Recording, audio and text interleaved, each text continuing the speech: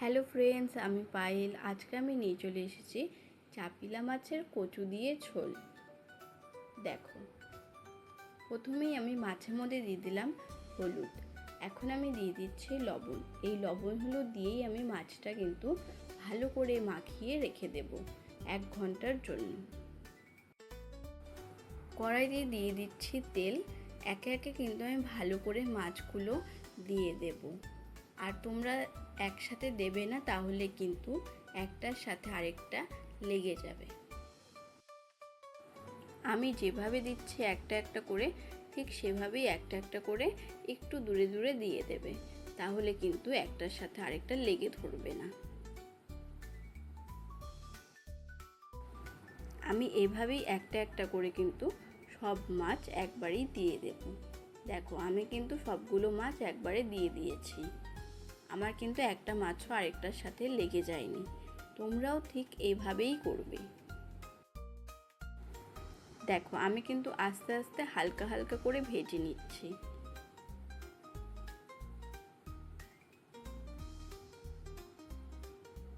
দেখো, হালকা হালকা লাল লাল কালার কিন্তু চলে এসেছে। আমি এখন নামিয়ে নেব। দেখো, আমি এখন মাছটা নামিয়ে নিয়ে কিন্তু এই তেলেই সম্বাদ দিয়ে দেব। দিয়ে দিচ্ছি জিরে।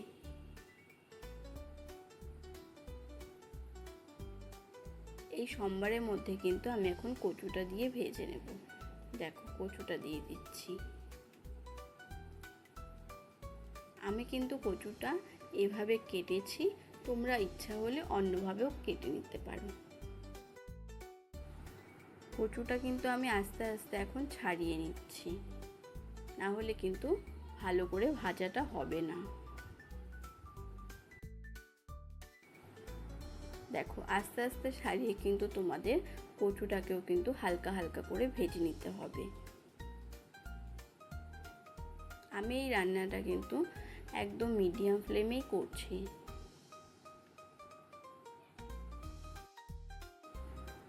দেখো, কচুটা কিন্তু আমি ভালো করে নাড়াচাড়া করে একদম সুন্দর করে ভেজে নেব। দিয়ে দিচ্ছি হলুদ। আমি এই কচুটা ভাজার সময় লবণটা দিইনি। লবণটা দিলে কিন্তু কচুটা তাড়াতাড়ি গলে যাবে। আমি তাই জন্য শুধু হলুদ দিয়ে কিন্তু ভালো করে ভেজে নিচ্ছি।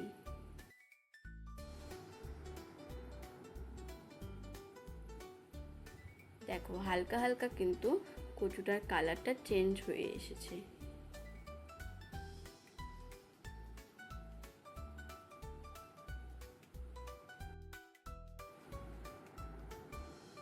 দেখো, কচুটা কিন্তু আমার ভালোই ভাজা হয়ে গেছে। এখন আমি দিয়ে দিচ্ছি এর মধ্যে জিরের বাটা।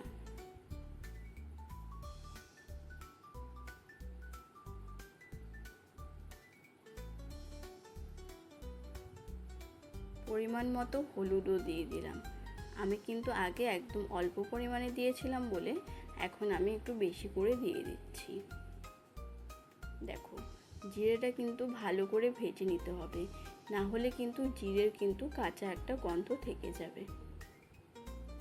একদম আস্তে আস্তে কিন্তু আমি ভেজে নিচ্ছি। দিয়ে দিলাম 6 থেকে 7টা ফাটিয়ে রাখা লঙ্কা। আমি প্রথমে লঙ্কা দিইনি বলে এইভাবে কিন্তু আমি অল্প অল্প ফাটিয়ে লঙ্কাগুলো দিয়ে দিলাম। দেখো, ভালো করে কিন্তু আমি ভেজে নিচ্ছি।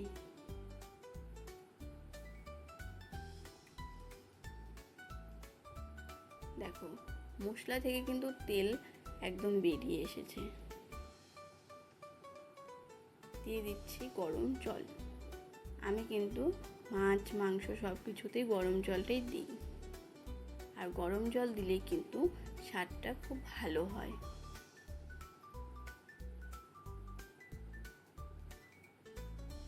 দেখো, আমি কিন্তু আজকে কচু দিয়ে ঝোল করব বলে জলটা একটু বেশি করেই দিয়ে দিলাম।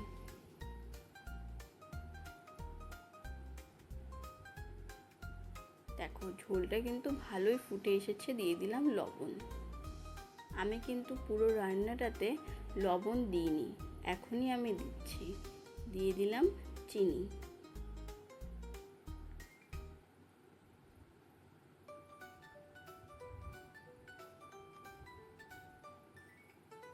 দেখো ভেজে রাখা মাছগুলো কিন্তু দিয়ে দিলাম। মাছগুলো দিয়ে কিন্তু আমি আরেকটু ভালো করে ফুটিয়ে নেব। দেখো ঝোলটা কিন্তু আরও অনেকটা ফুটাতে হবে, আর তাতে কিন্তু ঝোলটা অনেকটা শুকিয়েও যাবে।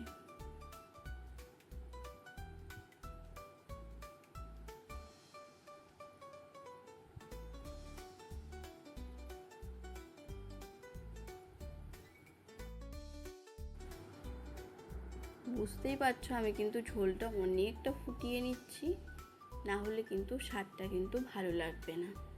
দেখো ঝোলটা কিন্তু আমার অনেকটা শুকিয়েও এসেছে।